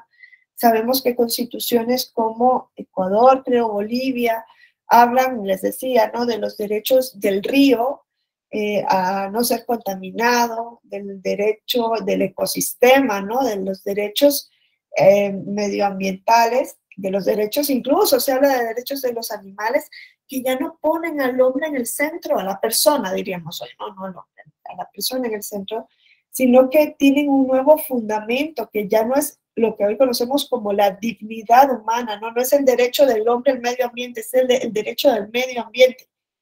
Y causa risa en alguna parte de la academia. Pero claro, si encontramos un nuevo fundamento de los derechos del biocentrismo y no el antropocentrismo, podemos hablar ya racionalmente de esas nuevas concepciones. Nos decían, es que en las culturas orientales no ponen en el centro al individuo, ponen en el centro a los requerimientos sociales. Tienen una forma distinta de llevar esa escala, ¿no? de valores a la occidental. Y lo mismo, ¿no? En el ámbito del Islam, ponen en el centro valores religiosos, ¿no? Que también habría que preguntarnos hasta qué punto nuestros derechos, incluso que vienen de toda esta concepción antes de 1215, no tuvieron como base pues una tradición religiosa. La Biblia hebrea, por ejemplo, celebra la santidad de la vida. El confucianismo promovió la educación generalizada, el hinduismo, el budismo ha puesto en el centro del ecosistema. Y hay una serie de deberes morales que derivan, ¿no? De determinadas cuestiones religiosas. Hasta qué punto nosotros también no venimos de esa evolución, ¿no? De unos derechos que tuvieron, ¿no? Su origen doctrinario, por lo menos, en la religión, ¿no? Que eso es lo que hacen en el mundo del Islam. Entonces, hay que cuestionarnos, ¿no? Y si queremos realmente que sean universales y que los derechos de corte occidental sean los que pasen a todo el mundo y imponerlos en el resto del mundo, tenemos que empezar por nosotros, de ver si realmente nosotros hemos llegado a concretar esa pretendida universalidad dentro de nuestras propias sociedades. En el ámbito de lo político, por lo menos, tenemos muchísima deuda pendiente, muchísima materia pendiente, ¿no? Nos seguimos discutiendo hoy día sobre el reconocimiento de derechos políticos en muchos países a pueblos y comunidades indígenas. Seguimos trabajando por los derechos políticos de las mujeres. Hoy son ciudadanas, elegidas, electas, pero no se les deja ejercer el cargo para el cual han sido electas en muchísimas partes de Occidente. La identidad de género, todavía nos seguimos preguntando, ¿no? Sobre temas de identidad de género. Y yo creo que mañana quiero que nos centremos en eso, ¿no? En esas cuestiones de hasta dónde hemos llegado con el reconocimiento de los derechos políticos de determinados grupos que han estado fuera de esa universalidad. Hablamos de universalidad, nos llenamos la boca con la universalidad, pero hay países en donde no se les deja votar a las personas con discapacidad. Son ciudadanos en la letra de la ley, pero no en la práctica. Y nos seguimos cuestionando, ¿y votarían ustedes por una persona con discapacidad? Se va en silla de ruedas, sí, ¿no? Pero si es discapacidad intelectual, no, eso está fuera de nuestra visión.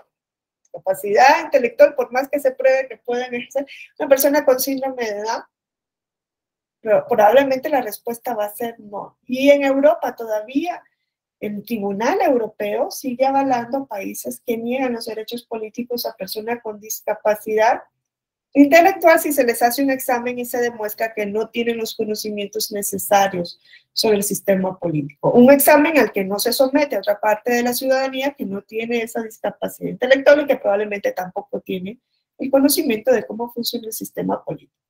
Unos sí y otros no. Entonces, yo les quería hacer esta reflexión sobre cómo hemos ido construyendo nuestros derechos y cómo a día de hoy pues tenemos que seguirnos cuestionando, ¿no? Porque siguen siendo derechos, aunque hemos avanzado a nuevas generaciones, siguen siendo derechos que tienen como visión esa visión del individuo en el centro, ¿no? Entonces podemos ir a una concepción universalista, universal de los derechos. Es realmente cierto eso que dice la Constitución, que los derechos se aplican conforme a los principios de universalidad, principalmente, ¿no? La progresividad, y bueno, podemos ir encontrando algunos casos, ojalá que sí, pero la universalidad yo creo que es lo que sigue estando en discusión. Mañana vamos a ver un poco sobre cómo se han venido, ¿no?, incluyendo a grupos que han estado fuera de lo político, cómo se ha ido construyendo esa inclusión para el caso de México, principalmente en materia de autodeterminación, ¿no?, que es la base para crear medidas de inclusión de grupos que han estado fuera. Yo lo dejaría hasta aquí. No sé si alguien quiere hacer alguna participación. Sí, Julio. Muchas gracias, doctora. A mí me llama mucho la atención la postura que trae usted, donde nos hace reflexionar sobre esa universalidad como principio de los derechos humanos. Ya en algún momento, gracias a las actividades de la Escuela Judicial, tuve la oportunidad de conocer a Lucio Pegoraro, sí, ese maestro de Derecho Comparado, donde es específicamente algo que planteaba. Dice, bueno, a ver, ¿cuál es la visión que tú tienes como jurista que tienes una base netamente occidental? ¿Y cómo te atreves a criticar algo que ni siquiera conoces? Aquel sistema jurídico que está basado en un sistema religioso, que ni siquiera has leído, has tenido acercamiento a esas bases. ¿Cómo te atreves a criticarlo? Porque tu base es netamente esto. Y parafraseando un poquito ahí a Santo Tomás, es que lo que no nace en lo natural, en el accidente. Todo el recorrido que nos acaba usted de hacer, bueno, pues no nació para todos. Estos derechos no eran para todos. Todos los hombres, no, no todos los hombres. O sea, blancos sí, pero no todos los blancos. Y cuando empezaron, sí, pero no todos eran blancos, unos eran negros. Y cuando alcanzaron eso, sí, pero todos eran hombres, no mujeres. Entonces, en esa construcción, e incluso aún yo sigo teniendo dudas, o sea, si realmente hechos están en el hombre, aún tengo todavía esa duda por la construcción del cuerpo normativo universal de los derechos.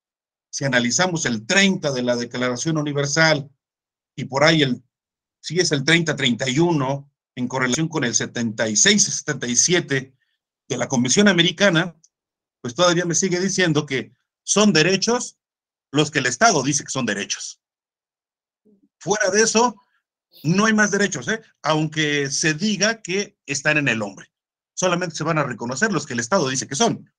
Entonces, no sé hasta dónde pueda llegar eso, pero bueno, creo que es una construcción formal, pero suena bonita. Suena bonita. Suena bonito. Muchas gracias, doctora. Gracias, Julio. Sí, Pegoraro es uno de los más grandes defensores, ¿no?, de cuestionarnos la universalidad de los derechos.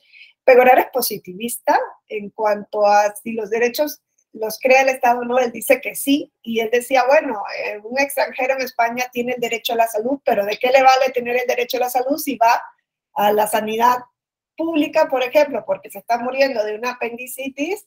Y pues, y él dice, yo tengo derecho, pero la ley establece que no, porque no cotiza la seguridad social y pues no tiene el derecho, ¿no? Decía, ¿de qué vale?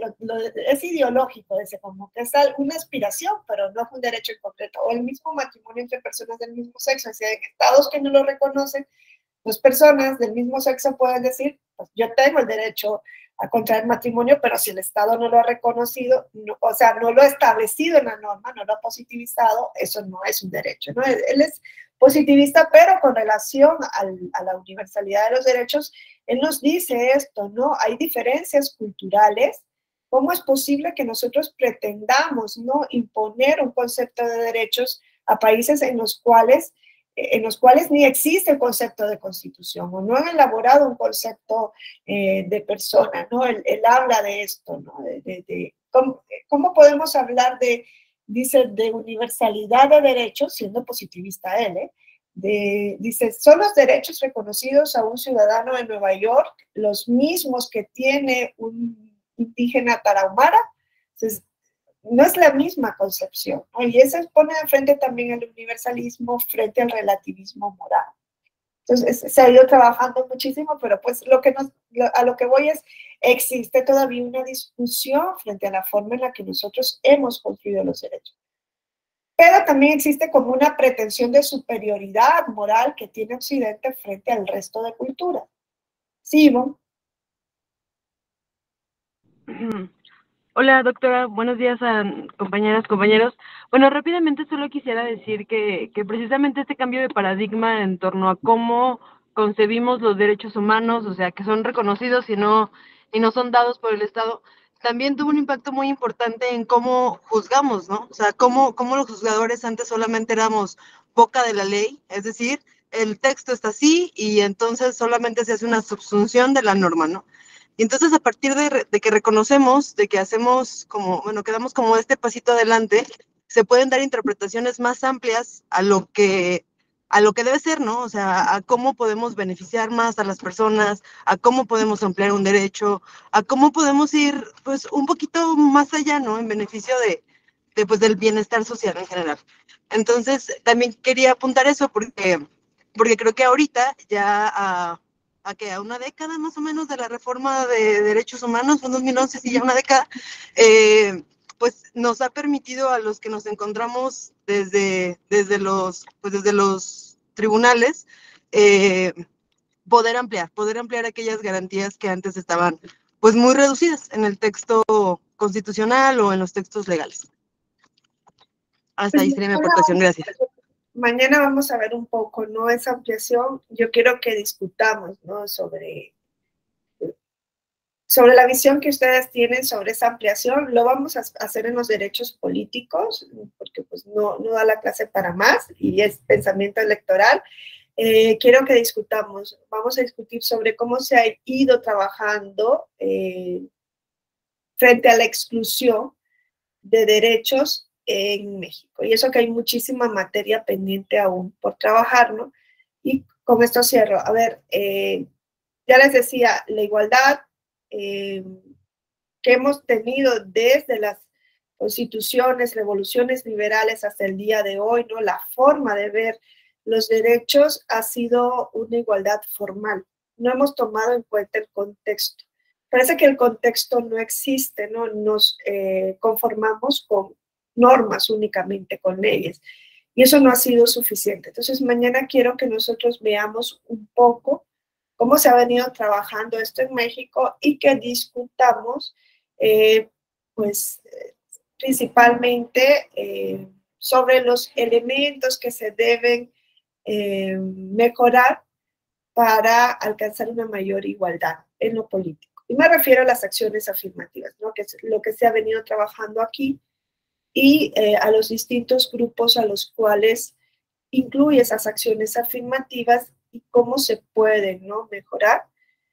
Saben que esto estuvo un poco en discusión en la reforma electoral. No hubo una discusión a fondo, que es lo necesario, sino que se tomó por encima y se incorporan, ¿no? Cuestiones que ya venía trabajando anteriormente en sus sentencias del Tribunal Electoral. Mañana vamos a ver un poco esto. ¿Por qué? Porque nuestra base ha sido excluir. Parece mentira, pero incluso, ¿no? Después de reformas como la mexicana, seguimos excluyendo. Entonces, quiero que trabajemos eso mañana. Mañana vamos a analizar eso y pues daríamos por cerrada aquí la sesión y nos veríamos mañana a las 7. Hasta mañana. Muchas gracias, buen día. Muchas gracias.